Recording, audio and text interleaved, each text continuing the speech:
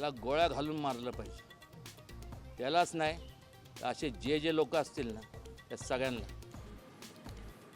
राहुल सोलापूरकर औरंगजेबाची औलाद, अशा लोकांना गोळ्या घालून मारलं पाहिजे. खासदार उदयनराजेंची संतप्त प्रतिक्रिया. सरपंच हत्या प्रकरणी कुणी असेल तरी सोडणार नाही. बीडच्या आष्टीमधून मुख्यमंत्री फडणवीसांचा धनंजय मुंडेंना इशारा.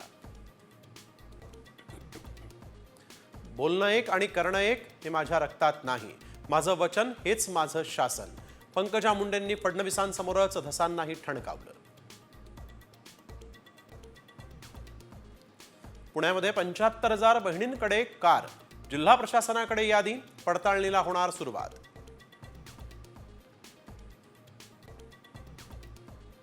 संजीवराजे नाईक निंबाळकरांच्या घरावर आयकर विभागाची धाड. सकाळी 6 वाजेपासून चौकशी सुरू.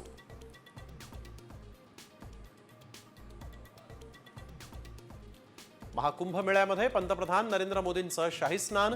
गंगेचीही केली पूजा.